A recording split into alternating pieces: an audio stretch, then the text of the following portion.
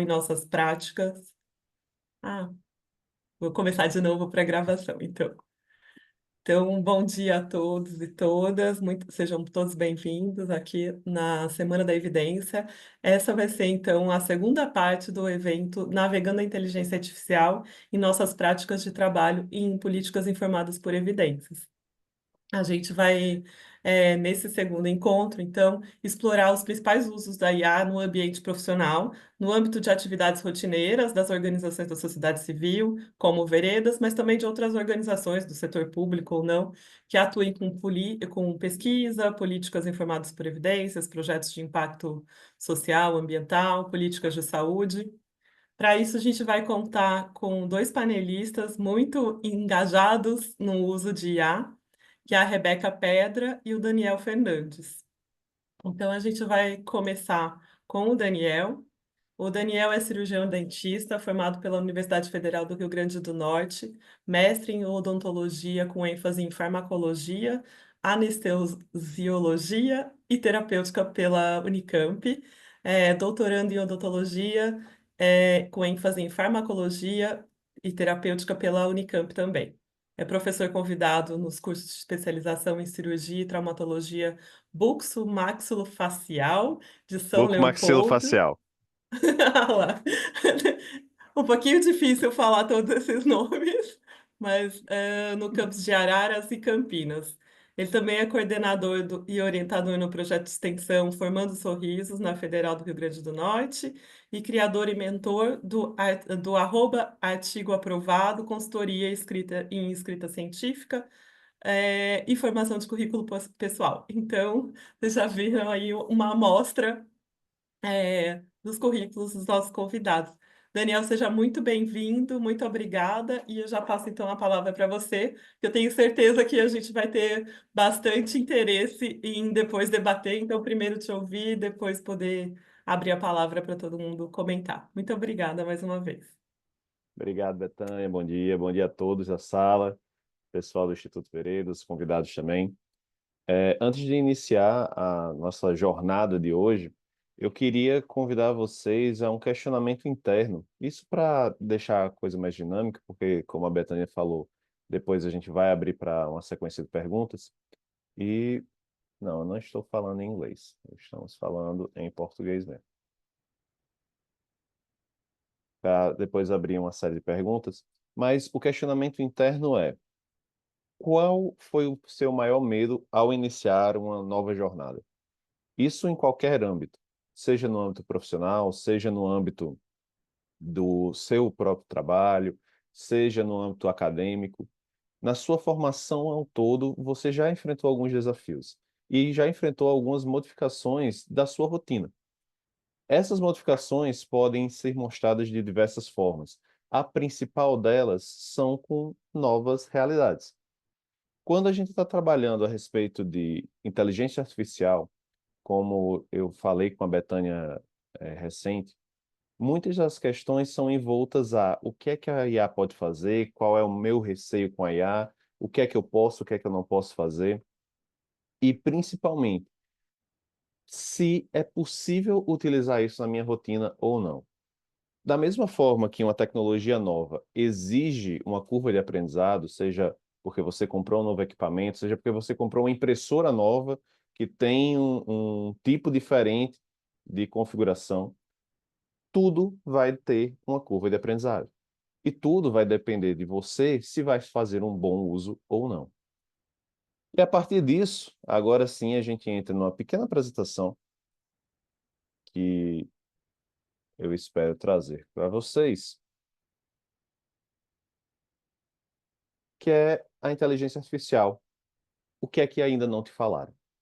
Eu quero que vocês entendam que essa apresentação ela serve como um guia muito prático de quais são as principais dúvidas e, principalmente, quais são as necessidades que vocês vão ter ao entrar neste mundo. Como a Betânia falou, meu nome é Daniel Fernandes, sou realmente mentor-chefe do Artigo Aprovado e também coordenador e criador do Formando Sorrisos aqui na UFRN, atualmente também fazendo doutorado na Unicamp, na área de farmacologia, anestesiologia e terapêutica. e vamos a falar um pouco a respeito disso. Então, antes de mais nada, toda ferramenta ela existe para suprir alguma necessidade. E a minha pergunta para vocês também internamente é: qual é a sua? Se você é um programador, a IA serve para te ajudar a programar. Serve para te ajudar a colocar o seu código e, a partir deste código, saber se ele está funcionando, se tem algum erro, ajudar você a identificar falhas e por aí vai. Se você não é um programador, se você é, por exemplo, uma pessoa que trabalha na questão de consultoria ambiental, as suas necessidades vão ser talvez de uma melhora no mapeamento, de análise de imagem, de análise de documento e por aí vai. Toda necessidade, todo trabalho exige uma sequência de tarefas. E essa sequência de tarefas pode ser melhor ou pior aproveitada de acordo com a sua ferramenta que você exerce.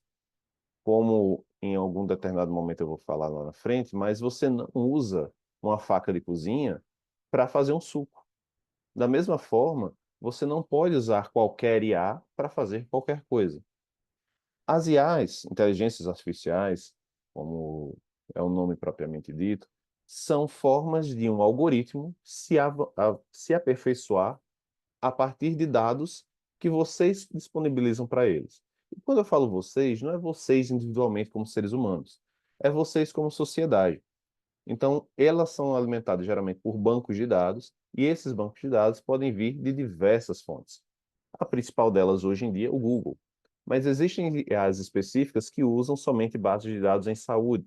Outras IAs específicas que usam bancos de imagens somente. E por aí vai. Você entender esse primeiro processo, entender aonde a IA que você está usando retira esses dados, é extremamente importante para você saber se essa inteligência artificial supre ou não as suas necessidades. E aí, basicamente, você precisa saber conversar. Toda e qualquer inteligência, toda e qualquer forma de comunicação exige uma forma de fala, exige uma alteração de linguagem. E no caso da inteligência artificial, como foi falado, ela é algo programado. Ela é um programa de computador. Consequentemente, a gente não pode ter uma conversa informal com ela. A gente precisa ter um script, a gente precisa ter uma linguagem específica. A essa linguagem específica, o nome que se dá é prompt. Então, quando vocês estiverem utilizando alguma ferramenta de inteligência artificial, o termo será prompt. Você vai criar um prompt para Nossa, auxiliar também essa palavra eu não sabia. e ser Não sabia que auxiliada pronto. a respeito justamente do que você está tratando, certo? Então, nessa conversa, nós não vamos falar a respeito de como criar um prompt, mas esse termo precisa ser conhecido por vocês. A linguagem de um prompt é a mesma coisa de você ter uma linguagem de uma receita de bolo, a mesma coisa de ter uma linguagem de um texto narrativo. Vocês precisam se adequar àquela realidade, se adequar àquele ambiente de escrita. Então, cada programa, como eu já falei, ele existe para uma determinada especificidade. Quando a gente fala sobre inteligências artificiais, o mais comum é que nós automaticamente pensemos no chat GPT. Entretanto, o chat GPT ele tem uma série de limitações por conta do seu próprio modo de criação. Veja, eu sou um profissional de saúde, a Betânia é um profissional de direito. Nós temos habilidades e conhecimentos específicos porque fomos formados para isso. No meu caso, eu sei o que é uma cirurgia oral. Como ela disse, uma cirurgia bucomaxilofacial. No caso dela, ela sabe, por exemplo, os conceitos básicos sobre direito penal, que eu nunca ouvi falar e porque na minha formação não foi acessado isso. Da mesma forma que você não vai me perguntar a respeito de um processo penal, você não vai perguntar para a Betânia sobre como é que é a maneira correta de se fazer uma anestesia em boca. São conhecimentos diferentes. Então, se isso existe nas nossas inteligências naturais, por que não deveriam existir em uma inteligência artificial? Cada linha de programação, ela é pensada em uma realidade específica. No caso específico do ChatGPT, a linha de programação específica que foi criada foi para duas finalidades muito únicas: linguagem e programação.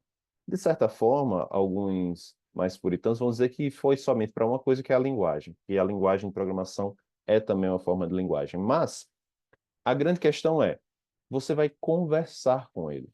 Você vai ajudar e ser ajudado para ele com relação a linguagens e conhecimentos gerais. Da mesma forma que você senta numa mesa de bar e conversa com seus amigos a respeito de muitas coisas, mesmo vocês não sendo especialistas. O ChatGPT é isso. É uma pessoa que tem um grande conhecimento, mas que é generalista, que a principal questão dele é conversar. A criação de informações novas a partir do ChatGPT é extremamente limitada e, quando não se dizer, ruim. Da mesma forma, existem outras sequências de inteligência artificiais, como, por exemplo, o SciSpace, que trazem para você uma sequência de informações novas, uma sequência de informações novas e confiáveis. Como a gente está falando aqui no mundo principalmente voltado a evidências científicas, a gente não pode se basear em uma conversa de bar para tomarmos as nossas decisões. Então, vocês não vão buscar no ChatGPT uma razão de busca de informação. Vocês podem procurar outras inteligências artificiais, porque vocês não vão procurar em uma mesa de bar uma evidência científica. E, antes de mais nada, sim, existem diversas inteligências artificiais. Existem diversos momentos que vocês vão se deparar com uma dúvida simples, que é: eu deveria pagar? Eu não deveria pagar? Essa inteligência artificial é melhor do que a outra? E por que é melhor? E eu vou usar todas, eu vou usar nenhuma, vou usar uma, duas, três. Comece pelo básico. Da mesma forma que, quando vocês iniciaram qualquer jornada, vocês não fizeram todos os processos ao mesmo tempo. Então, comece pelo básico. Insira a inteligência artificial em sua rotina de uma maneira gradual e, principalmente, voltando para o mais simples. Hoje em dia, a inteligência artificial mais intuitiva a ser usada pela nossa rotina é justamente o ChatGPT. Hoje em dia também, o ChatGPT está em duas versões: o GPT-4 e o GPT-3.5. O GPT-3.5 ele é limitado em relação àquilo que ele aprende. E o GPT-4 ele tem acesso a uma gama de informações melhores. Essa é a diferença. Ele consegue ter um nível de aprofundamento maior em suas respostas. Mas vocês não precisam utilizar o ChatGPT pago de início. Usem as ferramentas gratuitas, principalmente porque, como no caso do ChatGPT, mesmo a versão 4, ela é disponibilizada uma vez ao dia para cada usuário logado na conta do Google, por exemplo, e fornece um ganho muito interessante. Não é necessário vocês já iniciarem esse investimento, porque, sendo bem honesto, não vai ser útil para vocês. Muitas das vezes, a sua rotina de inteligência artificial vai ser muito limitada. E esse acesso gratuito a essas informações já é o suficiente. E, como eu disse, é importante que vocês tenham um primeiro contato. De nada vai adiantar nós falarmos aqui, termos diversos encontros, se vocês não iniciarem essa vida, se vocês não iniciarem esse desbravamento. Vocês só vão aprender, de fato, quais são os limites que você mesmo está disposto a impor quando começar a realmente utilizar a inteligência artificial. E vejam, é muito fácil cairmos no contrassenso e no diálogo de que a inteligência artificial não deve ser usada em meio acadêmico porque vai emburrecer a população. Isso é uma falácia tremenda, porque, primeiro, a inteligência artificial, ao meu ver, ela serve para popularizar. E isso é a mesma coisa que tanto o Instituto Veredas quanto a Coalizão Brasileira por Evidências quer trazer para vocês. É popularizar um conhecimento, é transcrever um conhecimento, é possibilitar que nós, pesquisadores brasileiros ou pesquisadores da América Latina, tenhamos nosso conhecimento traduzido para outras versões que outrora já tenha sido prejudicado. Quantos artigos científicos foram barrados porque, segundo a revista, teve uma quebra, uma limitação no uso da linguagem formal em inglês. A inteligência artificial serve para melhorá-la. A inteligência artificial serve para melhorar o seu texto. Quantas vezes vocês, escrevendo, já pararam um pouco sobre aquele texto específico e vocês pensaram, poxa, será que está bom? Será que não está? Utilizar a inteligência artificial para ser um segundo avaliador, muitas das vezes é aquilo que nós necessitamos. É interessante vocês mostrarem para outras pessoas. Sempre isso vai ser legal. Só que não necessariamente essa pessoa vai ser especialista naquele tema específico. E, consequentemente, vai te dar um feedback muito pior daquilo que você realmente precisa. Se a Bethânia fosse escrever um texto hoje para ser colocado no Instituto Veredas, ela provavelmente, depois de tê-lo escrito, iria revisar e provavelmente ia mostrar para outras pessoas do Instituto. E olha que ambiente legal que foi esse exemplo, porque provavelmente vai ter outras pessoas do Instituto que possam se disponibilizar para auxiliar a Bethânia, mas ela precisa publicar esse texto para a nossa reunião de hoje, e ela terminou esse texto por conta da rotina dela às 8 horas da noite de ontem, e não tem ninguém disponível porque todos nós temos rotinas de trabalho. Então, chama a inteligência artificial para auxiliar nesse momento. Como eu disse, é uma ferramenta. Ela deve ser usada. Ela deve ser usada para fins específicos. E principalmente se você não tem isso como rotina, é necessário que você comece a utilizá-la como uma porta de socorro, uma porta de emergência. E use E sempre usa. e use sempre isso como uma ferramenta. A inteligência artificial, ela não vai ser nunca trocada ou substituída pela sua criatividade, pelo seu senso de discernimento, pelo seu senso crítico. Essa formação é importante. E aqui eu vou trazer um pouco a sardinha para o meu lado, que é justamente o lado da educação. Apesar de ser profissional de saúde, eu trabalho com educação, sou professor. E hoje em dia, o que mais me sente falta é justamente dos alunos terem um desenvolvimento de senso crítico. Entrando em méritos a respeito de uma educação e formas de educação que são usadas hoje no Brasil e historicamente foram usadas, nós não valorizamos a criação de um senso crítico, isso como um todo. Então, eu entendo o medo da substituição do humano por uma inteligência artificial, porque eu entendo que a nossa própria o nosso próprio processo de formação foi para nos transformarmos em inteligências artificiais. Nós não aprendemos a criar um senso crítico, nós não aprendemos a avaliar um texto, nós não aprendemos, de uma forma geral, a realmente tentar interpretar uma informação e trazê-la para o nosso cotidiano. E isso é preocupante, porque isso vão ser as novas habilidades que vão ser esperadas do futuro. A capacidade de processamento de dados de uma inteligência artificial sempre vai superar a sua. Sempre. Ela é um computador. Da mesma forma que a capacidade de um computador de calcular alguma coisa sempre vai superar a sua. Você pode ser um gênio da matemática, mas o computador vai fazer uma conta mais rápida do que você. Ponto. Da mesma forma, a inteligência artificial vai acessar processos mais rápido do que você. Se você não tiver a capacidade de interpretar os dados que ela te oferece, aí o problema está, na verdade, no seu próprio processo de entendimento daquela ferramenta. E exige-se uma adaptação à sua realidade. Veja, eu utilizo ferramentas de inteligência artificial desde que elas foram lançadas, desde o uso do GPT 3.5, na verdade desde 3.0, que foi acessado em Open Access, e aí a gente já começava a utilizá-la de alguma forma. Existem alguns chatbots que já são usados há muito tempo, há muito tempo. Eu lembro que quando eu tinha por volta dos 12, 13 anos, já existiam alguns sites que você podia conversar com um robozinho, e era só conversa mesmo, era super informal, o robozinho ele ia te respondendo, bom dia e tudo mais. E isso já era uma coisa que me atraía bastante.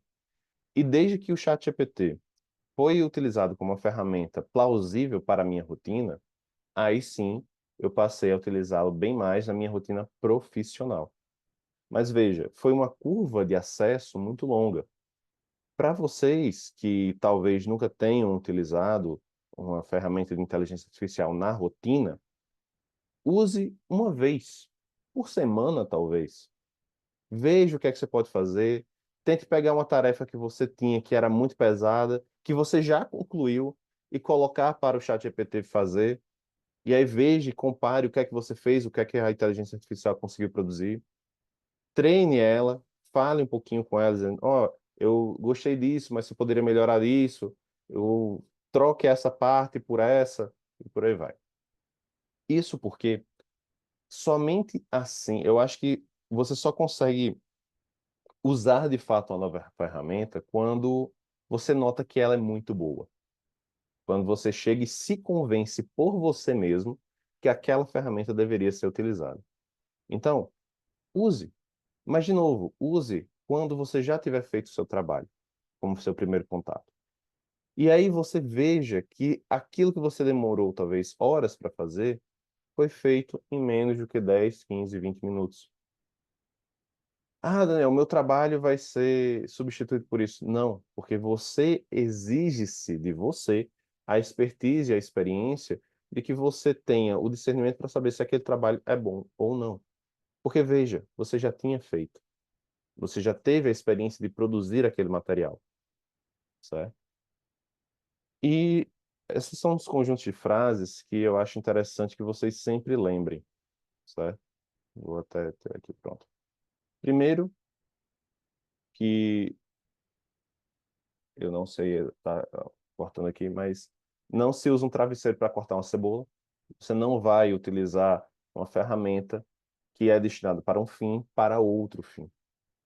Então você não vai usar o ChatGPT para criar a sua tese de pesquisa, para criar um programa, para criar um processo de pesquisa científica que você está querendo utilizar.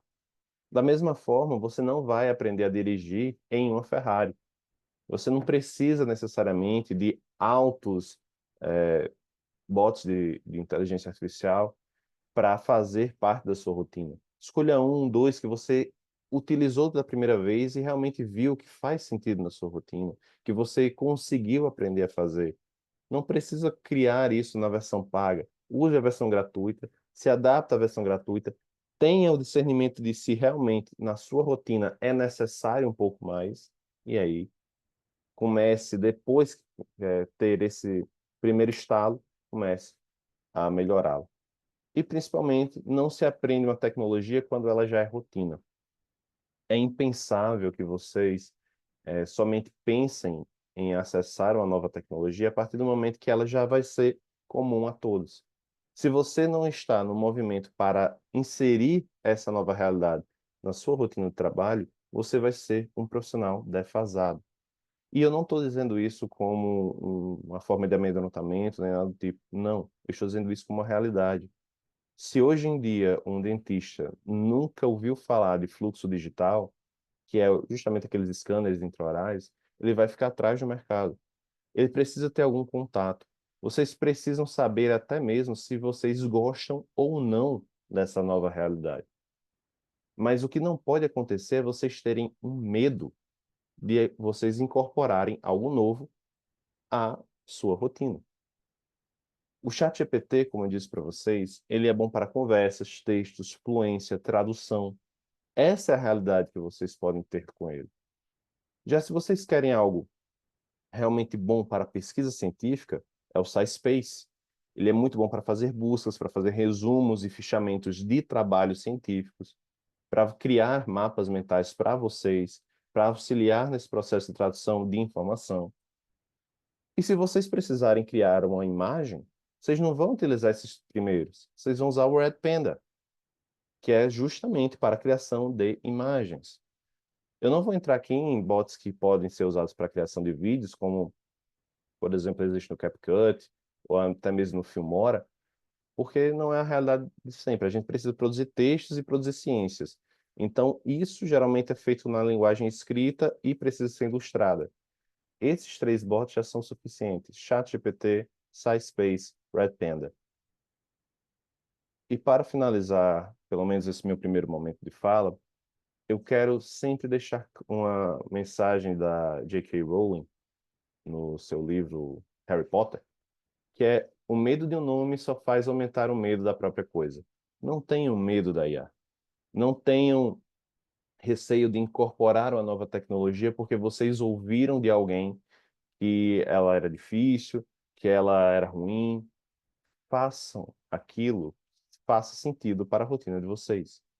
E tenham suas próprias conclusões daquilo que vocês realmente esperam e acessam em relação à inteligência artificial. Medo de uma ferramenta é a mesma coisa de vocês terem tido medo do Google, mesma coisa de vocês terem tido medo antigamente das enciclopédias estantes. Vai ser um facilitador e não um substituto da sua inteligência natural. Agora, o problema é, vocês precisam começar a entender o que é que nos faz humanos. O que nos faz humanos é o processo cognitivo, é o processo de interpretação e principalmente o nosso processo criativo. Então, precisamos começar a criar e sermos mais humanos para, de fato, não sermos substituídos por uma inteligência artificial. Porque, realmente, os processos são muito mais rápidos lá. Então, comece a ser humano para aí sim utilizar a inteligência artificial. Eu acho que é isso, meus queridos, pelo menos nesse primeiro momento. Espero ter sido claro e que a comunicação tenha atingido nossos objetivos. Me posiciono agora para qualquer dúvidas, comentários, trocas de conversa e por aí vai. E não sei se a Rebeca já chegou, mas é isso. Tenham todos um bom dia e obrigado pela atenção. Muito obrigada, Daniel. Acho que foi excelente essa tua primeira abordagem. Coloca a gente no mesmo nível, assim, de dúvidas e questionamentos. Eu acho que para quem usa mais, para quem ainda não usa tanto as ferramentas de inteligência artificial, e muito interessante também você já propor é, essa reflexão de experimentar o uso de IAs para quem ainda não faz. A Rebeca chegou, eu acabei de ver aqui. A Rebeca, então eu vou apresentar. Rebeca, você já nos ouve, consegue participar? Que aí eu começo a te apresentar. Sim, Ah, que ótimo. sim. Bem-vinda. Obrigada. Bom, a Rebeca Pedra, ela é cirurgiã dentista, formada pela Federal de Juiz de Fora, mestre e doutoranda em odontologia forense e saúde coletiva, pela USP, doutoranda sanduíche no King's College London, onde ela está, e por isso que ela teve esse imprevisto com relação ao fuso horário. Ela também é pesquisadora do Núcleo de Evidências em Saúde Bucal da IVPNET, membro da comunidade de prática para o engajamento em cidadãos em políticas informadas por evidência da OMS, membro da Comissão Global para a Evidência, fundador e líder da comunidade de inovação acadêmica. Foi professora tutora da especialização da VIP Epidemia da Fiocruz. E uma coisa que eu esqueci de falar quando apresentei o Daniel é que tanto a Rebeca quanto o Daniel fazem parte da Coalizão Brasileira pelas Evidências. Então, a gente também foi através da rede, né, da Coalição Brasileira pela Evidência, que a gente chegou no contato deles e fez esse convite para eles estarem colaborando aqui nessa conversa conosco. Eu já vou, então, passar a palavra para a Rebeca. A previsão é, então, que a Rebeca fale em torno de 20 minutos e depois, então, a gente abre para questionamentos, dúvidas, comentários com todo mundo. Obrigada. Bem-vinda, Rebeca. Obrigada. Gente, me desculpa pelo atraso. Como a Betânia falou, eu me enrolei com o fuso horário, porque aqui a gente passou do horário normal para o horário de verão. Não consigo compartilhar a tela.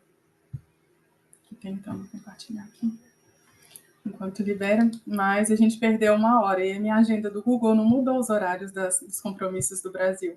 Então achei que era daqui a uma hora, porque eu estava só correndo para achar um lugar.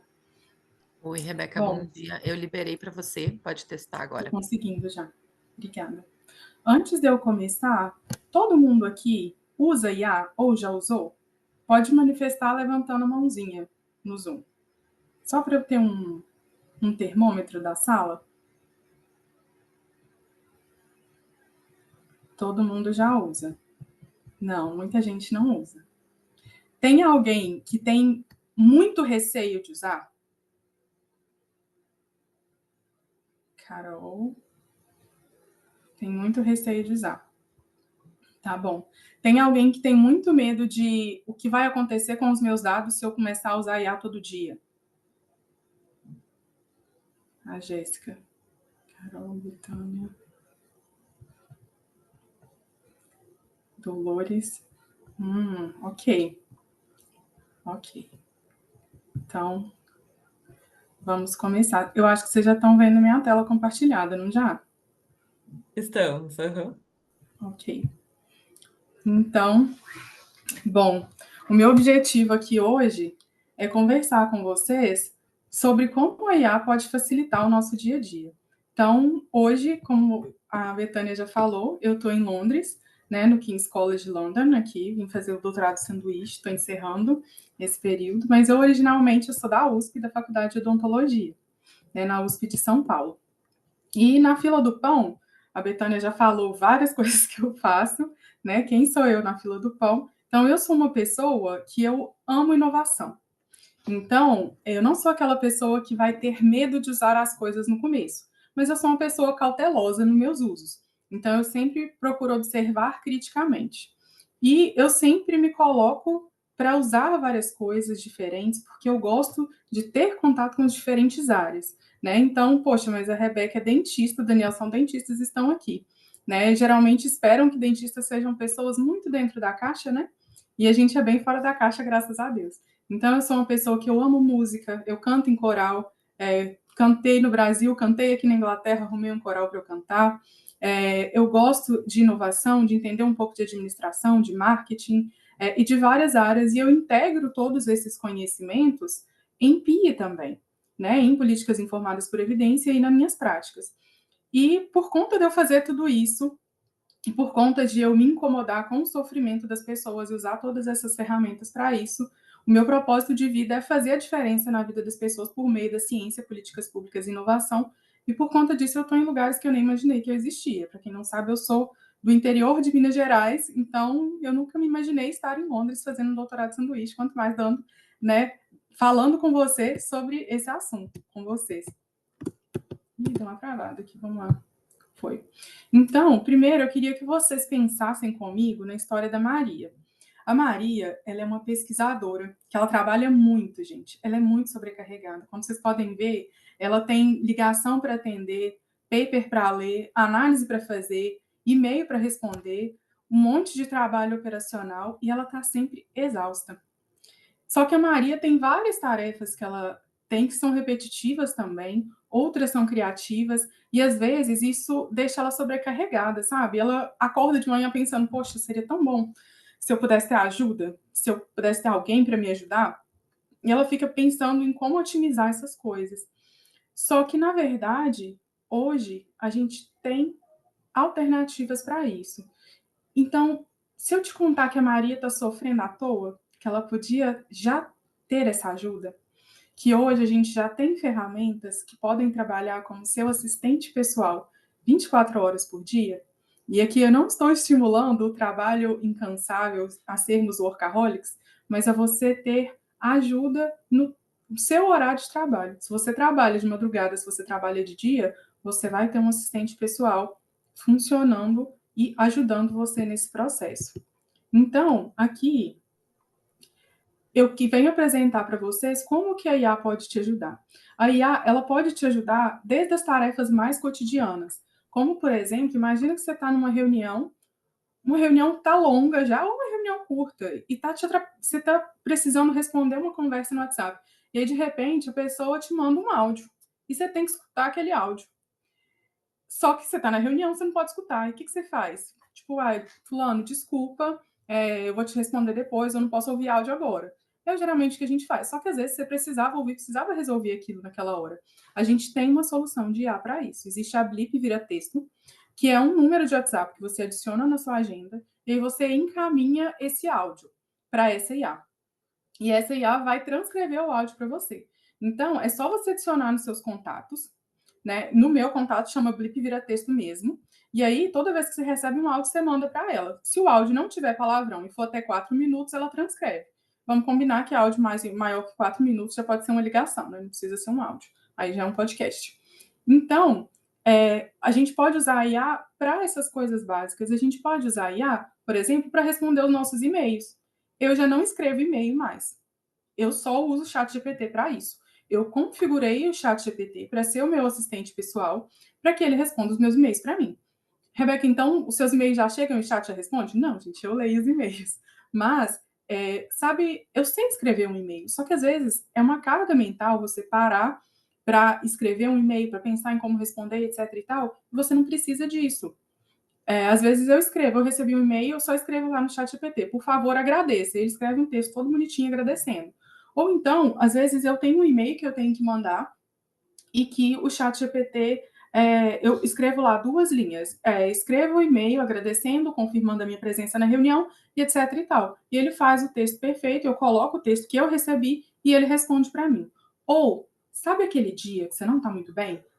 Que você, assim, não está no seu dia das palavras mais assertivas, mas você precisa continuar seguindo com o dia, você precisa conversar de uma forma, né, considerando a comunicação não violenta, e às vezes você não está tendo a melhor escolha de palavras, ele te ajuda nisso também, pelo menos nas comunicações escritas, né?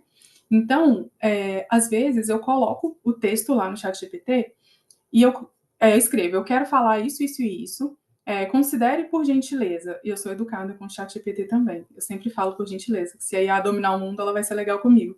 Então, eu coloco, considere a CNV, as regras de comunicação não violenta.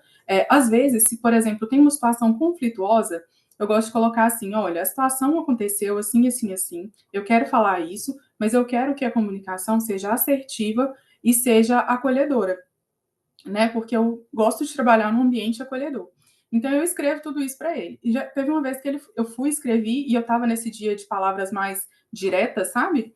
E aí ele escreveu, eu dei uma alterada, porque eu sempre altero. Aí eu fui e perguntei, que sentimento esse texto causa?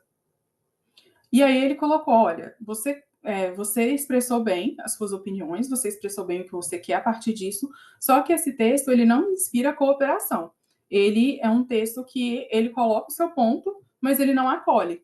Eu vou te mandar uma sugestão para que o texto seja mais acolhedor, inspire cooperação e entregue a mensagem que você precisa. E aí ele editou a mensagem e ficou realmente muito melhor. Então, ele pode nos ajudar até a nos comunicarmos melhor. Então, ele não só facilita a rotina, né? Mas ele transforma a nossa rotina, porque às vezes a gente precisa eliminar coisas que a gente não precisa fazer. Então, a Maria, ela está sobrecarregada. Aí ela vai eliminar todas as tarefas que ela tem? Não vai. Mas ela vai diminuir a carga mental. Sabe aquela coisa que o Steve Jobs fazia, né, que ele morreu, mas que o Mark Zuckerberg faz, de usar a mesma camisa preta todo dia? Porque você elimina escolhas para o seu cérebro para facilitar o seu dia a dia. Então, a IA é basicamente para isso.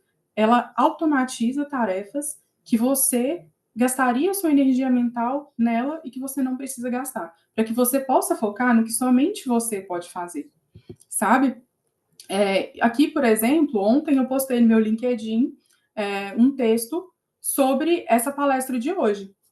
E aí eu fui no ChatGPT, tá aqui o meu uso, eu mandei o prompt para ele, redige um texto atrativo para o LinkedIn para divulgar esse evento no qual serei palestrante. Coloquei um textinho que eu tinha usado para divulgar no meu Instagram, e coloquei o link. E aí ele foi e gerou o texto para mim, tá lá no meu LinkedIn, vocês podem ver. Né? Uma outra situação que eu usei também, teve um dia eu tive que preparar uma aula de promoção e prevenção. E aí eu tinha 24 horas para preparar essa aula, fui na biblioteca, peguei vários livros, peguei com minha orientadora vários livros, e etc. Eu falei assim, gente, eu não vou ter tempo para ler todos esses livros. Eu sei promoção e prevenção, mas eu preciso montar essa aula. Eu fui no ChatGPT, coloquei lá. Por quê? Para que ele te responda e para que ele te dê as coisas da forma com que você precisa ser específico, né? Se você não for específico o suficiente, ele não vai te dar o que você quer, né? Se você não sabe onde que você quer chegar, qualquer lugar serve. E a IA também sabe disso. Então, da mesma forma que você vai no Google e pesquisa e ele não te dá o resultado certo, você vai lá e muda o comando e ele vai te dar um resultado melhor, assim é o ChatGPT, da mesma forma que a gente faz na PubMed. Se a gente usa os operadores booleanos de uma forma inadequada, se a gente usa os match terms errados, ele não vai nos dar o que a gente precisa para encontrar o resultado que a gente quer. Então, a primeira coisa que você tem que fazer ao começar a usar o ChatGPT para alguma coisa é configurar o perfil dele. Então, como que você configura o perfil? Você vai criar, né, você vai no ChatGPT, vai criar uma nova thread, né, uma nova conversa com ele, e aí você vai digitar lá o que você quer dele. Então, esse dia que eu fui fazer essa aula, eu fui lá, coloquei: olá, tudo bem? Eu preciso que você me ajude a montar uma aula. Se comporte como um pesquisador com pós-doutorado especialista em saúde bucal coletiva numa grande universidade. E preciso que você me ajude a montar essa aula, estruturando os tópicos, né, sobre promoção e prevenção para uma turma de 2º ano de graduação. E aí, vocês observem, eu coloquei tudo o que eu queria, mas eu não coloquei dados pessoais, eu não coloquei qual universidade que eu estou. Assim, eu estou na USP, é muito fácil de saber que eu ia dar uma graduação para a USP. Qualquer pessoa que entrar no meu LinkedIn, que entrar nos meus perfis, vai saber disso. Mas eu tenho esse cuidado de não colocar informações pessoais muito específicas no ChatGPT. Mas, enfim, coloquei lá, ele me deu toda a estrutura da aula. Depois ele colocou o que tinha que conter em cada slide, quantos slides. Você pode ditar para ele quantos slides você quer a aula. E aí foi ótimo, depois eu fui nos livros, preenchi os gaps, né, que eu tinha que colocar ali, a aula ficou ótima. Uma outra vez eu tinha que montar uma apresentação, né, que depois eu posso até mostrar para vocês, e eu peguei um relatório do evento, coloquei o relatório no ChatGPT e pedi para ele me montar uma apresentação estruturada de 10 slides. E aí ele montou a apresentação para mim, resumiu.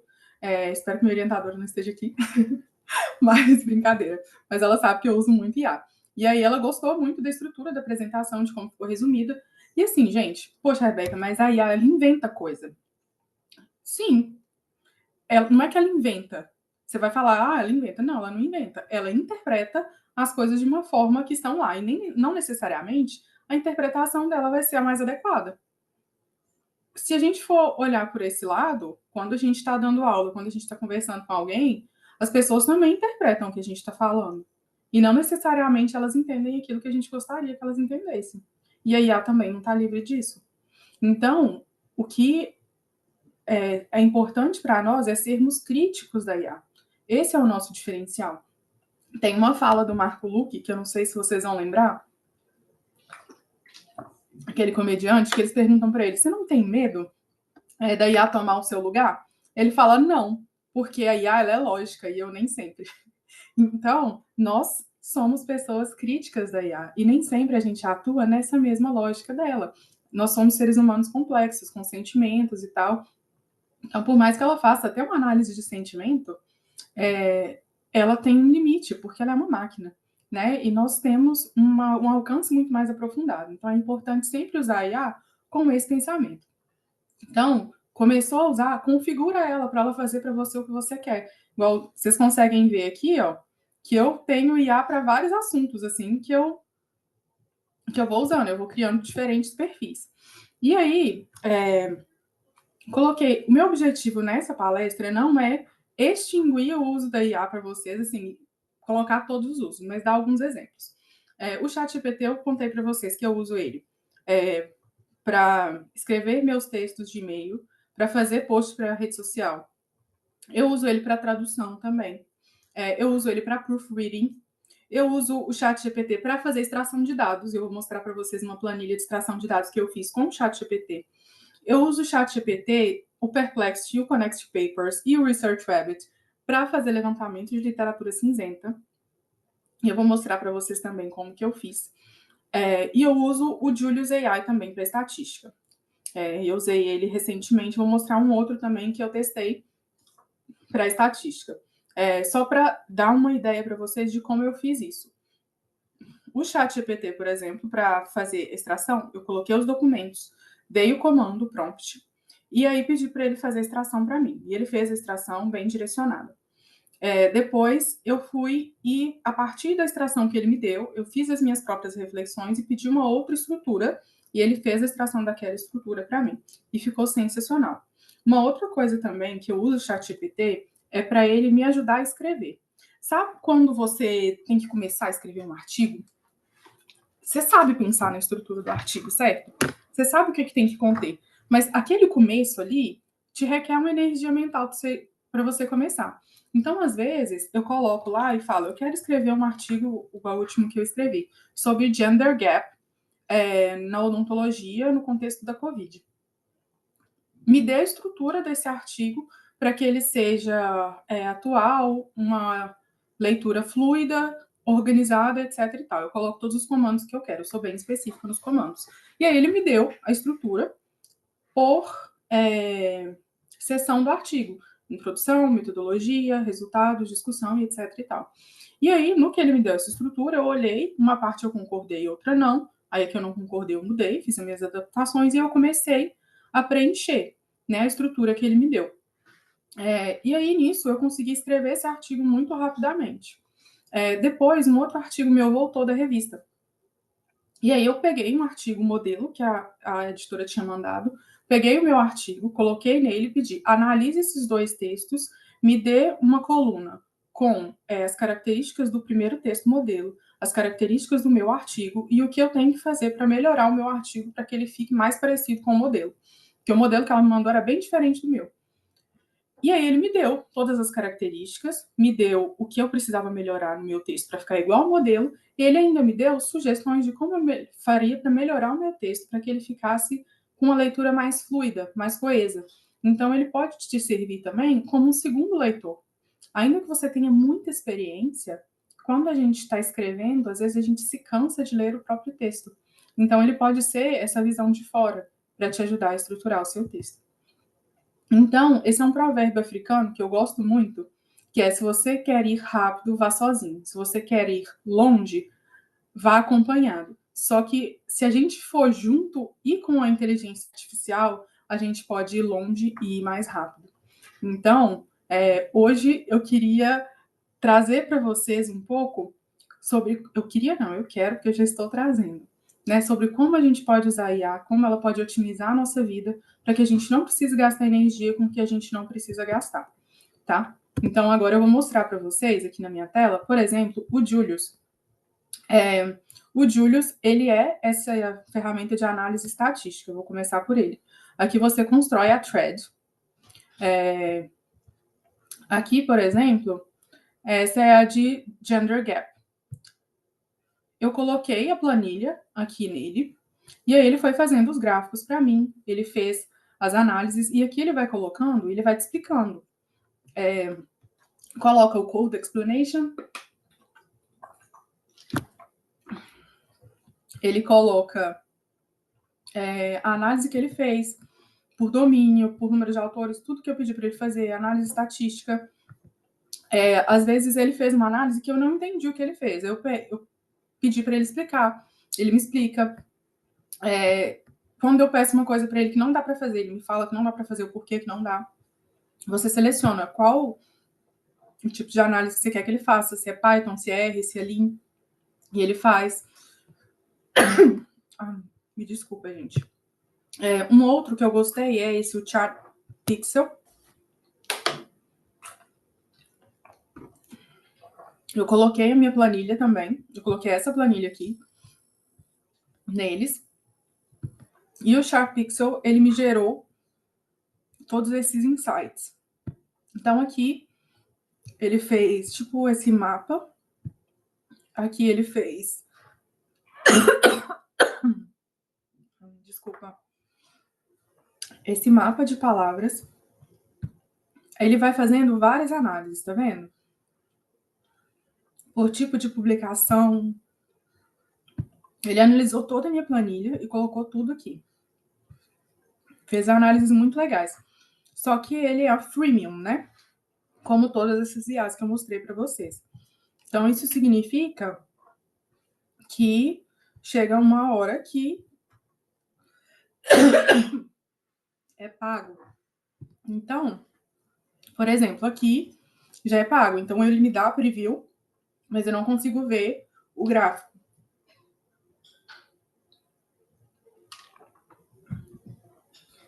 Aí tem que fazer o upgrade. Então, aqui ele me deixa ver de graça até o 10. Até a 10ª análise, se eu não me engano. Isso, até a 10ª análise. O Julius também, ele tem um limite mensal de mensagens que você pode mandar. Então, eu já atingi o meu limite mensal. Então, eu não consigo fazer mais. Mas, por exemplo, aqui ele faz várias tabelas. Muito bem. Eu vou mostrar para vocês também a tabela de extração de dados que o ChatGPT fez para mim.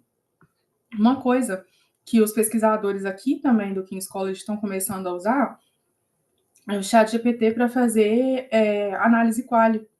Eu conversei com um professor que eu fui na disciplina de metodologia quali-quant, e ele me falou que eles estão testando, estão usando uma pesquisa quali, eles dão um comando, falam as categorias que eles estão procurando, e o ChatGPT tem encontrado e está sendo muito bom. Essa planilha aqui eu construí com o ChatGPT, eu coloquei esses 5 documentos na planilha e pedi para ele extrair os dados e encontrar padrões. E aí ele me deu essa extração para cada um dos 5 documentos. Eu peço para me entregar em tabela, porque facilita a minha vida. Aí aqui foram as questões que eu tive, né, fazendo as análises. E aí eu pedi para ele extrair esses dados aqui, né, que a partir do que ele me mandou. E aí, beleza, ele extraiu esses dados. E depois eu pedi para ele me dar sumarizar, né, as informações comuns e os padrões identificados. E aí, para alguns ele identificou, outros não tinha. E aqui eu coloco também meus pensamentos e impressões pessoais a respeito do que ele foi me respondendo. Então, essa daqui também foi um exemplo de como eu usei o ChatGPT para isso. Uma outra planilha, essa eu não posso mostrar, que é do meu doutorado, eu usei ele para fazer busca de literatura cinzenta. Então, como que eu fiz? Eu precisava analisar contexto para a busca da literatura cinzenta. E eu queria saber qual que era o contexto político dos países da América Latina que eu estou procurando. Eu precisava saber quando foi a última eleição e eu precisava saber dados relacionados à saúde bucal também, dados relacionados a políticas públicas. E sabe quando você vai começar uma planilha de extração de dados e você está lá no meio da sua extração, da sua busca, e você descobre um padrão novo, tem que criar uma coluna nova no Excel e fazer toda aquela extração? Então, isso toma um pouco de tempo. E aí eu pedi o ChatGPT para montar uma estrutura para mim sobre aquele assunto que eu precisava. Na verdade, eu acho que eu posso mostrar, que eu não vou mostrar tudo, né? Vou mostrar só um pouquinho para vocês. Está até aberto aqui.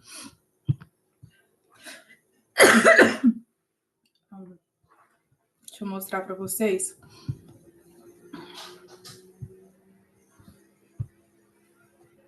Só um pouquinho. Então, aqui, por exemplo. E aí eu pedi para ele fazer isso aqui. Preciso de uma visão geral das políticas públicas relacionadas à cárie em todos os países da lista abaixo. Eu dei a lista para ele. E aí coloquei, gentileza organizar em uma tabela contendo o nome de todos os países, aspectos gerais da política de saúde bucal relacionada à cárie, ano de lançamento, estado de vigência, etc e tal, tudo. Inserir as fontes consultadas, também o ano da próxima e última eleição e o clima político para cada país. E aí ele me deu a tabela desse primeiro prompt. E aí depois eu criei outro prompt, que eu queria mais informações. Criar uma nova tabela para os mesmos países. Me diga qual a abrangência dessa política nacional, qual a área responsável por sua elaboração, qual arranjo de financiamento. E aí ele me deu essa planilha com esse preenchimento. E aí a gente estava fazendo a verificação se essas informações procediam ou não. A maioria sim, só que ficou uma planilha muito filtrada, né? E aí eu usei isso mais para eu ter os cabeçalhos da minha tabela. E aí depois eu fui para o Perplexity. E aí, no Perplexity, eu fui criando prompts e pedindo para que ele fosse me trazendo informações sobre cada um dos países. Então, eu criei vários perfis no Perplexity para cada país. Então, por exemplo, aqui, ó, eu comecei com o Brasil, que era o país que eu conheço mais, e aí eu fui avançando para outros países, para que ele me trouxesse literatura cinzenta. Ele me trouxe vários documentos de literatura cinzenta. No do Brasil, por exemplo, ele achou resolução municipal, decretos estaduais diversos. Ele foi buscar, assim, na Argentina, por exemplo, em sites de universidades, em sites governamentais, etc. Ele me trouxe muita literatura cinzenta. A gente conseguiu mais de 400 documentos de literatura cinzenta para fazer, né, a nossa extração de dados, para essa revisão do escopo, por exemplo. Um outro também que é muito interessante é o Connected Papers,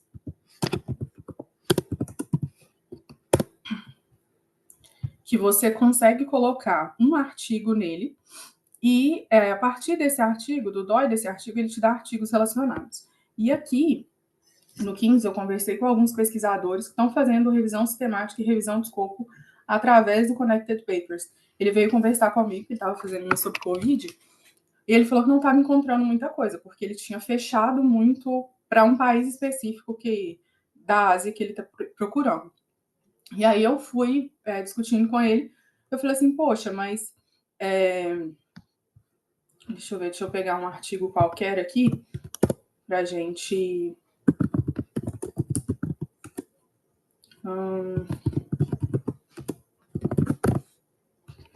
E aí eu falei assim, poxa, mas eu acho que você podia buscar também na Cochrane, né? Dentro desse tema seu. Ele, você acha? Então, assim, eles já estão num nível que eles estão considerando... nossa, será que eu busco na Cochrane? Sabe? Então, eles já estão muito mais avançados nesse uso. Eles estão mais para o uso mais avançado do que para o receio. Então, aqui, por exemplo, no Connected Papers, ele vai me mostrar vários artigos relacionados a esse assunto desse artigo que eu coloquei. Então, aqui, por exemplo, ele colocou que cada bolinha, né, é relacionada... os papers são ordenados de acordo com a similaridade, não é por citação, né? O tamanho dela é pelo número de citações, a cor é pelo ano de publicação, e os papers similares eles têm uma conexão maior. Né? Então, a gente consegue ver aqui vários papers por assunto. Então, aqui, você está vendo que eu coloquei, aparece a conexão? Tem o Research Rabbit também, que é bem legal. Então, você consegue ver como eles se relacionam. Né? E alguns deles aparecem por assunto. Aqui apareceram todos os artigos que vieram relacionados a esse. Né? Quais são as limitações que a gente tem nesses buscadores, né? Aqui a gente tem a lista, referência, etc. e tal. Por exemplo, eu tentei fazer essa busca no Research Rabbit aqui, a gente não consegue ter alguns filtros de localidade, por exemplo. Tem algumas limitações ainda de busca, mas é bem bom e é bem mais direcionado que a PubMed. Então, também são alternativas. Como eu falei, meu objetivo hoje não é falar todos os tipos de uso de IA e todas as formas que eu uso. Eu coloquei aqui apenas algumas, porque são muitas as formas de usar, sabe? São muitas as possibilidades que a IA nos traz. Uma outra coisa que pode ser uma preocupação. Poxa, Rebeca, mas você colocou o seu artigo inteiro no ChatGPT para ele analisar. Né? Tem gente que pode estar parado nisso ainda. E aí, eu trago para vocês uma coisa que eu gosto de pensar, que é o princípio da irrelevância. Vocês têm uma fila de journals na porta de vocês querendo publicar o artigo que vocês estão produzindo? Eu não tenho. Né? Se vocês estão nesse momento, por favor, me fale como, chega lá, porque eu gostaria muito de saber. Então, assim, gente, se a gente que fez o trabalho está tendo dificuldade de publicar, sabe, o negócio volta da revista, o revisor pergunta, você tem que responder, você acha mesmo que o ChatGPT vai pegar aquilo ali que você escreveu e vai publicar? Principalmente a gente que trabalha com PI, que são dados secundários. Esses dados estão ali, gente, para quem quiser pegar. Você acha que, assim, você é o único alecrim que teve a ideia no mundo de pegar aqueles dados, juntar e fazer daquilo ali uma publicação? Em inovação, a gente fala que para cada ideia que a gente tem, mais 7 pessoas têm a mesma ideia. Ganha quem faz a ideia primeiro. Só que, assim, a IA, gente, as nossas informações, elas entram ali e elas se diluem no bolo. Até para você ser considerado uma fonte de informação para a IA, para ser citado por ela, você tem que publicar em algum lugar. Então, quando você coloca o seu dado ali, a única contribuição sua para aquela IA é para melhorar o processo de funcionamento dela. Então, ela não está preocupada com a Rebeca em si. Nossa, deixa ele ver o que a Rebeca está fazendo de muito importante. Não.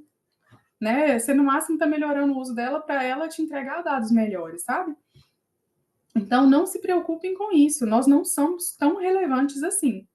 Né? E uma outra IA também que eu gosto de colocar para a gente usar, que eu uso bastante, é o Killbot, que eu vou mostrar aqui também, antes que eu me esqueça. Porque quando a gente usa o ChatGPT para tradução, ele é muito bom. Ele melhorou muito nos últimos anos. Mas, às vezes, quando você traduz, os identificadores de IA podem colocar que aquele texto seu foi gerado 100% por IA. E aí você vai ter um problema, né? Porque vai colocar que o seu texto não foi autoral. E aí a gente tem o Killbot, que ele é muito bom para isso. Ele só serve para parafrasear para inglês. Mas aqui, você entra, você coloca o seu texto aqui, e aí ele vai falar se é gerado por IA ou não. Por exemplo, deixa eu pegar esse texto aqui, aleatório. Esse daqui são as regras do KCL para IA. Mas, enfim, coloquei aqui, né? Pedi para ele analisar o texto. Ó, ele já fez a identificação aqui. Então, não foi 100% gerado por IA. Ele colocou que foi AI generated and AI refined. E 36% escrito por humano. Beleza, tá ótimo isso daqui. Por quê? Quando a gente vai gerar um texto com a IA, a gente tem algumas regras que a gente pode usar. Por exemplo, eles consideram que a gente pode usar a IA para parafrasear, pelo menos aqui no 15 eles não aceitam muito. A Elsevier, ela considera que a gente pode usar para refinar a escrita do texto e deixar ele mais compreensível. Então, fica aí um pouco ambíguo, né? Porque se eu coloco o meu texto e peço o ChatGPT para melhorar, né, a coerência, a coesão e etc e tal, tá melhorando a fluidez do texto, certo? Mas, enfim, não vamos entrar nesses méritos específicos agora. Mas o ponto é que aqui ele identificou. E aí, suponhamos que tenha dado 100% gerado por IA. Aí ele vai me colocar aqui, try paraphraser. E aí ele vai abrir o outro site, que é essa ferramenta de parafrasear esse texto. Ela tem um limite aqui, vocês podem ver, de até 125 palavras. Então, eu vou cortar aqui esse finalzinho, essa última frase. Ih, cortei tudo. Vou cortar a última frase aqui. E aí, eu vou clicar em paraphrase. E ele vai parafrasear para mim, para ficar 100% humano. Aqui, você pode controlar também quanto de mudança você quer que ele aplique. Então, menos mudanças, mais mudanças. Aí ele vai aumentar o número de sinônimos e mudanças que ele vai aplicar no seu texto, etc e tal. Então, eu sempre deixo aqui em menos mudanças, porque eu não quero que ele mude muito o sentido do meu texto, e eu sempre confiro. Então, aí aqui ele vai mudar para você esse texto. E aí, você volta aqui, vamos ver como que ficou esse texto na análise dele. Aí deu 100% escrito por humano. Então, a gente consegue usar isso aqui para nos ajudar nesse processo de parafrasear, etc e tal. Porque, principalmente nesses casos de tradução, porque para a gente que é falante de português e tem que escrever em inglês, ajuda muito, né, a IA. Uma outra coisa que eu gosto muito de usar para me ajudar, na minha escrita mesmo, eu gosto muito de usar essas ajudas, porque nem sempre você está no seu melhor dia para escrever, mas eu sempre sou muito crítica de todas elas. Ainda que eu use o ChatGPT para traduzir, eu gosto de usar essas extensões do Google, que eu estou mostrando para vocês. A Language Tool ela é uma extensão ótima, que você pode usar para várias línguas. Eu uso para inglês, português, espanhol, são as 3 línguas que eu trabalho mais. Então, eu deixo ela aberta e eu vou escrevendo os textos, ela vai identificando. Tem o Grammarly também, que eu trabalho também com essa extensão. Então, as duas analisam os meus textos para ver se eu... E elas vão grifando, né? Se o texto tem alguma coisa certa, alguma coisa errada. Então, tudo que eu abro no meu navegador, que eu vou escrever, elas vão analisar e vão me sugerir. Igual, por exemplo, aqui, ó, esse texto está aqui no Qbot, a Language Tool está marcada com ele aqui, porque ela está me mostrando que o parágrafo está muito grande. Então, aqui ela me sugere como cortar esse parágrafo para deixar uma leitura mais fluida com uma sentença menor. Como vocês observaram, eu não pago nada. Eu uso tudo na versão gratuita, tudo freemium. Então, se você tem a opção de pagar, se eu puder dizer assim, que IA você me recomenda investir, pague o ChatGPT com a última versão, porque ele vai te atender em muitas questões. Ele também faz estatística, eu testei ele essa semana passada para estatística, ele vai te atender em muitas questões. O resto, eu uso a versão gratuita, né, que é tudo freemium. O Julius também eu estou considerando seriamente pagá-lo, porque estatística não é o meu forte e ele tem ajudado bastante. Manda pra mim, boba, deixa essa coisa. Pode deixar. Acho que vai ser melhor do que o Julius, então. Vamos fazer Usa parceria. inteligência natural, pô. Usa inteligência natural. Pronto.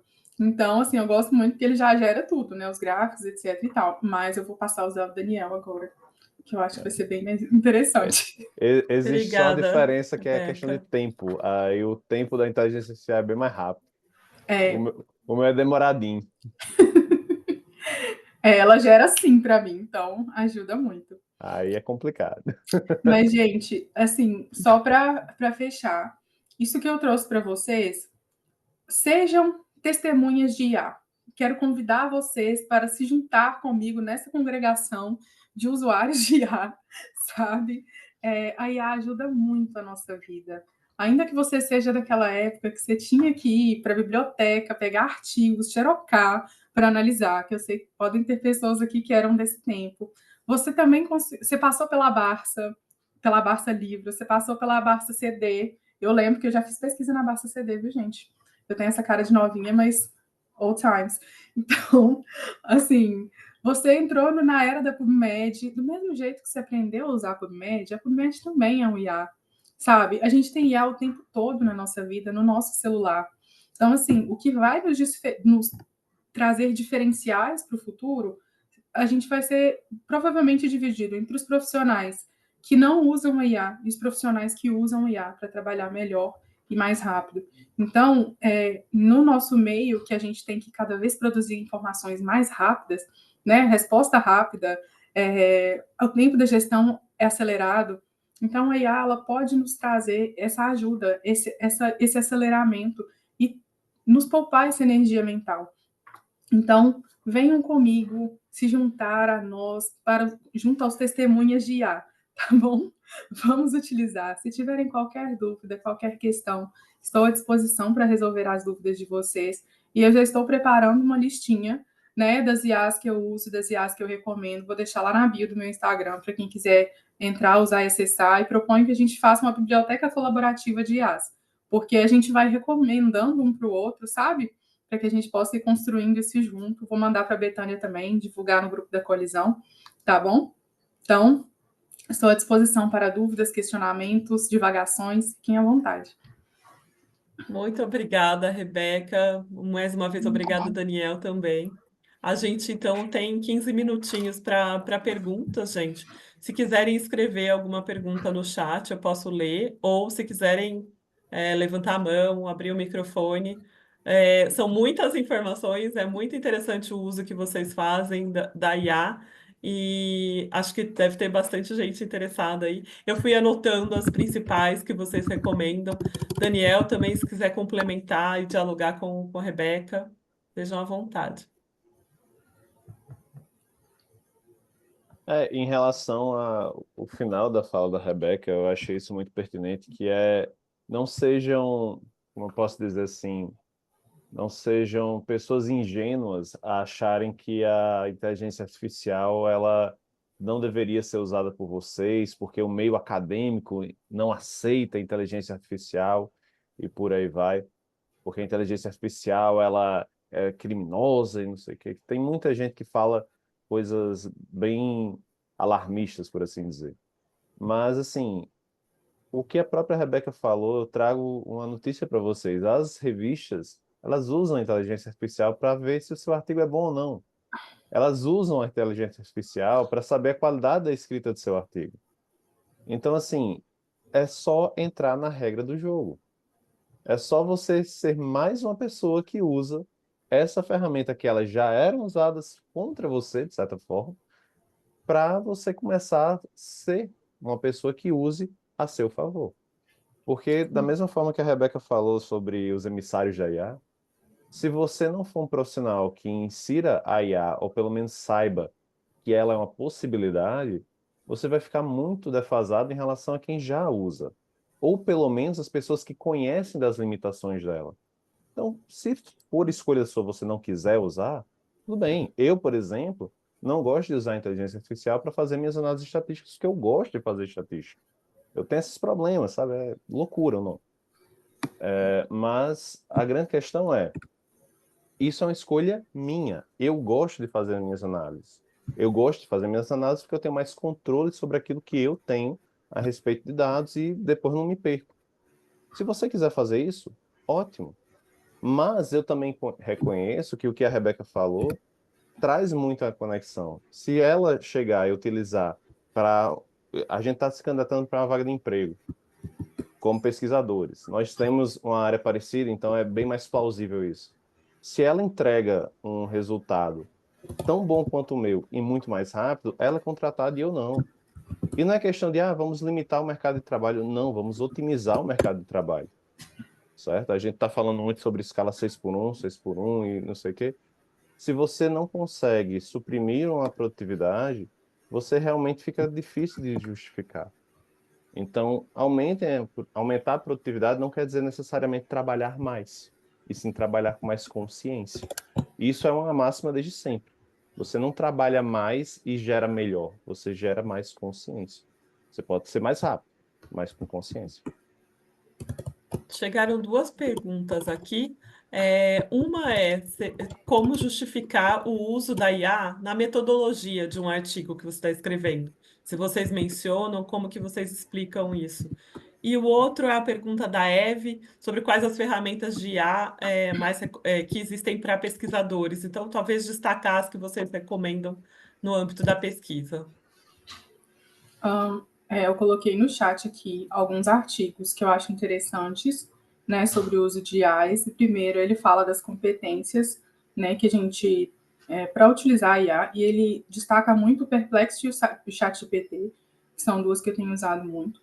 Quanto à justificativa do uso da IA na metodologia, depende muito de como você usou. As revistas falam que você tem que declarar que você usou a IA e como você usou. E aí, você descreve onde você usou. Então, por exemplo, eu utilizei a IA, ainda não escrevi o artigo do uso da IA para a busca de literatura cinzenta.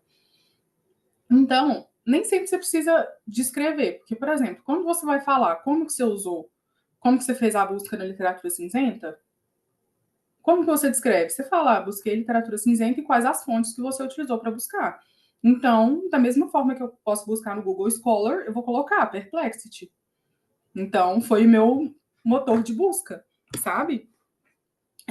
Agora, se eu for fazer um artigo descrevendo como que eu utilizei, né, o método que eu utilizei para encontrar a IA, para encontrar a literatura cinzenta utilizando a IA, aí no meu método eu tenho que descrever que eu utilizei o ChatGPT para criar os headings das colunas, que eu criei diversos prompts no Perplexity até acertar os prompts para ele me entregar a literatura cinzenta, porque no começo ele estava me entregando só revisada por pares.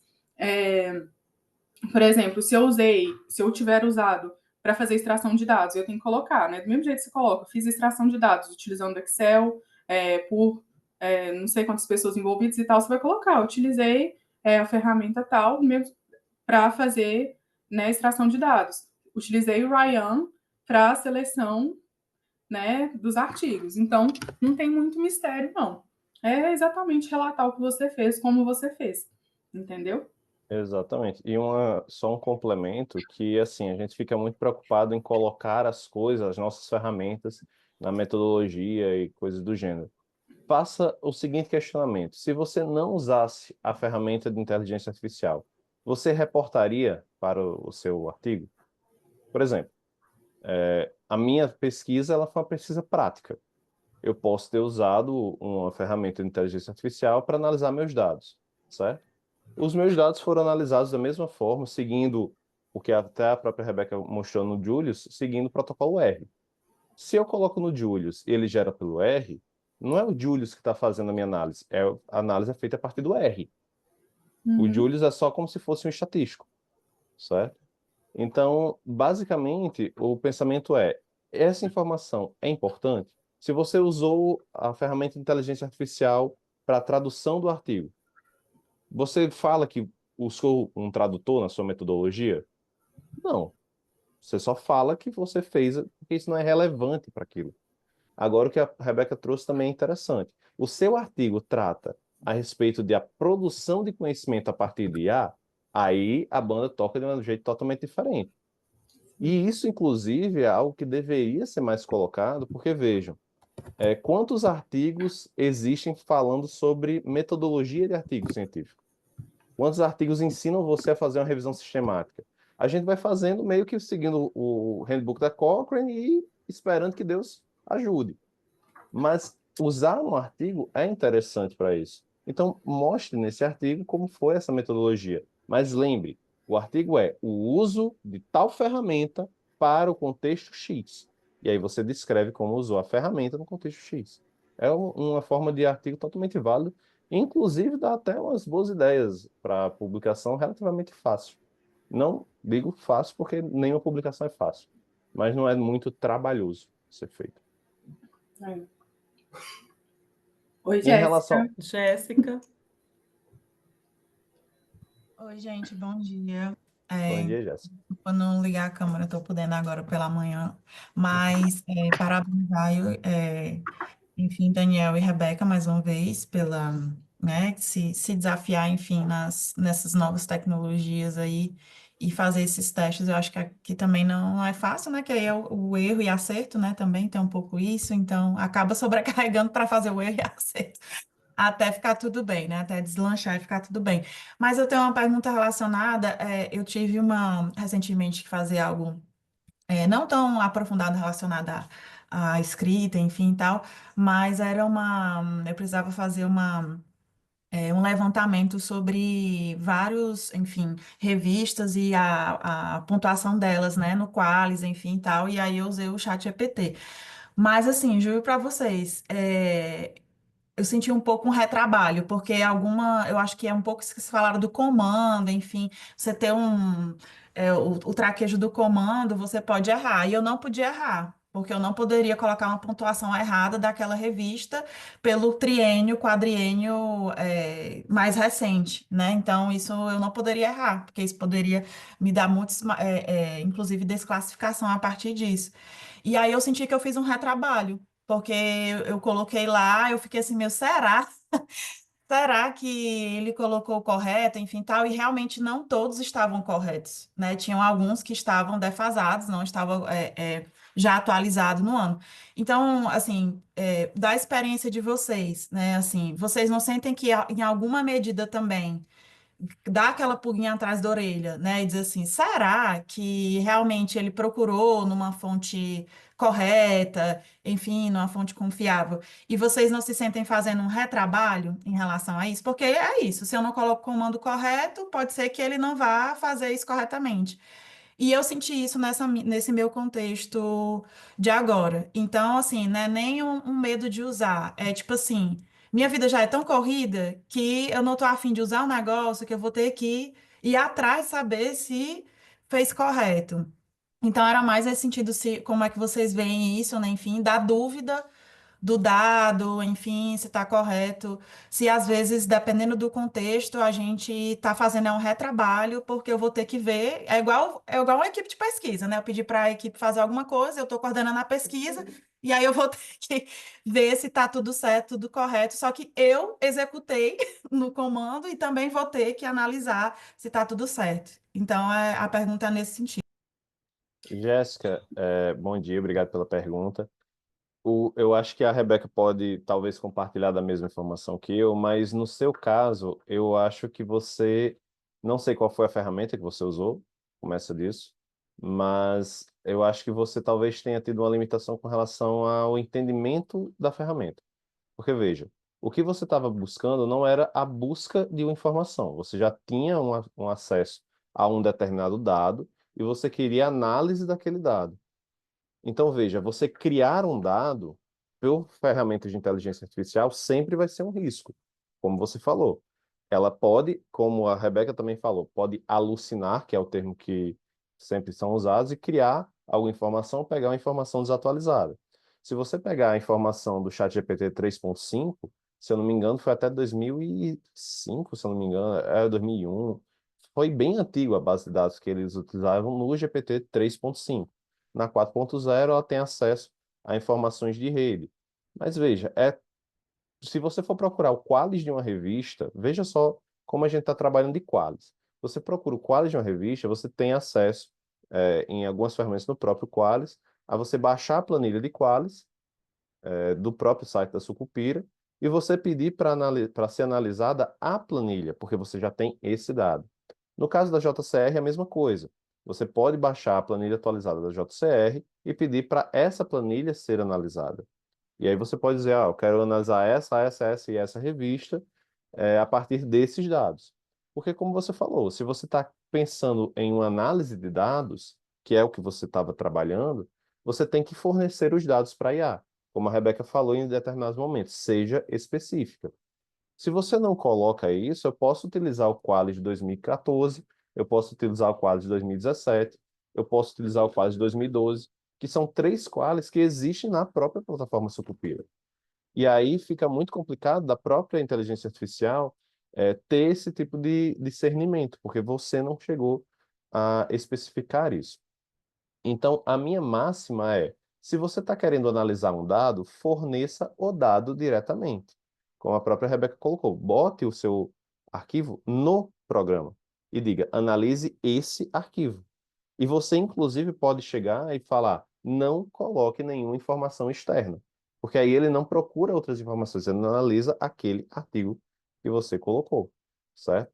Então, assim, talvez tenha sido um uso, de certa forma, errado. Outra coisa que eu ressalto bastante, existe possibilidade de erro, da mesma forma que um pesquisador que você, fazendo manualmente, poderia ter possibilidade de erro, de colocar em uma linha a informação de uma revista que deveria ser da outra revista. É uma possibilidade de erro, existe.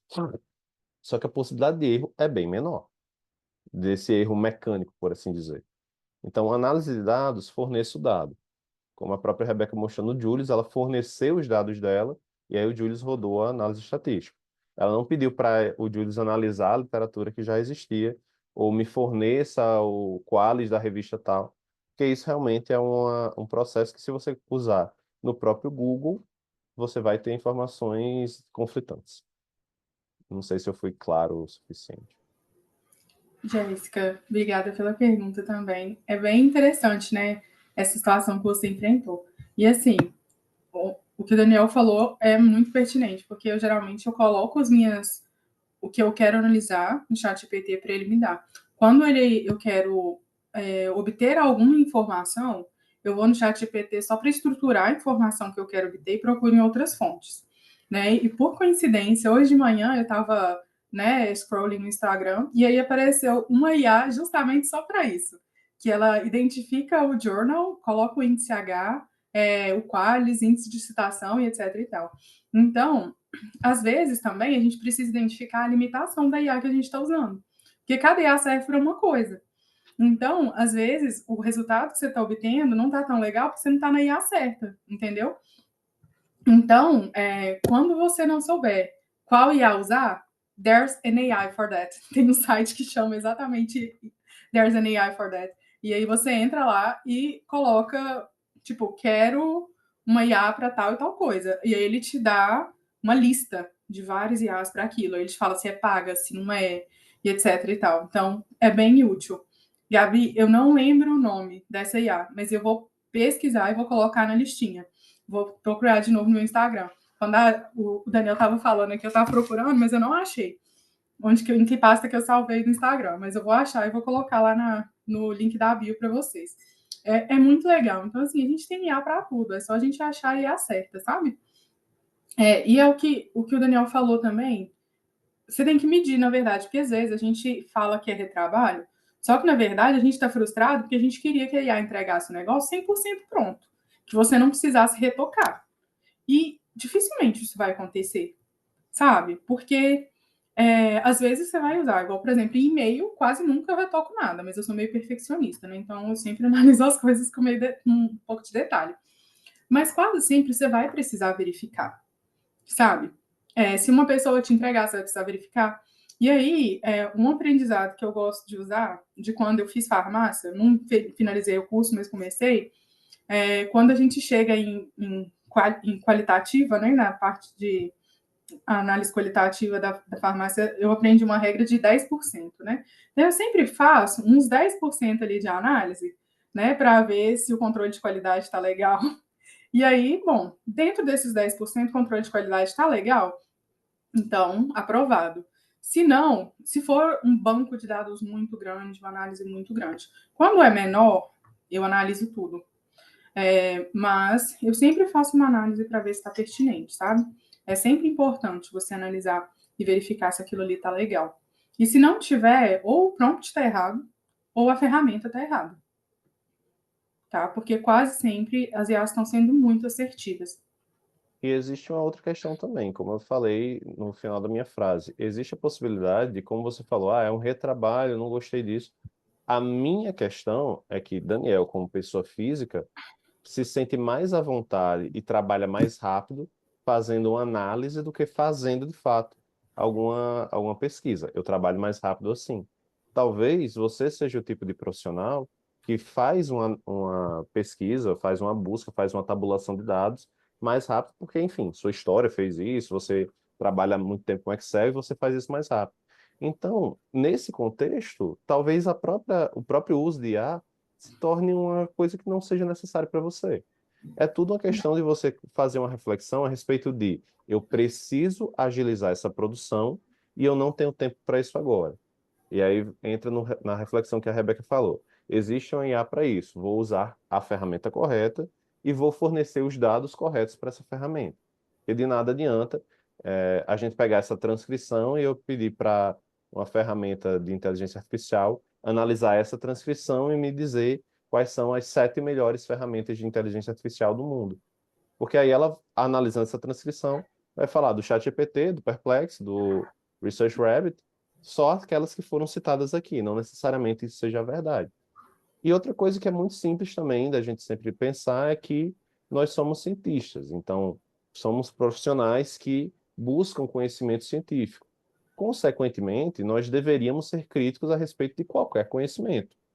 Então não é uma questão de a IA gerou isso, um humano gerou isso. Você vai ser crítico a respeito de qualquer coisa. Então, isso independente de você fazer com a IA mais perfeita do mundo, revise os dados depois. Porque no final das contas, a responsabilidade desses dados vão ser seus. Ah, não quero ter esse trabalho de revisar, eu quero só fazer e pronto. Beleza, não preciso usar o IA. Ah, não estou com tempo de fazer, eu sou mais rápida revisando esses dados. Faz como a Rebeca falou, pega uma parte da amostra e confere se os dados estão corretos. Se estiverem, muito provavelmente o resto das informações também estarão. E aí, uma dica que eu dou, porque eu sou meio perturbado com isso. Geralmente, as informações mais precisas de uma ferramenta, elas são dadas no início da ferramenta. Então, se você está com dúvida se ela está pegando isso correto, pega os 10% de baixo. Pega as últimas informações dos 10% finais e confere.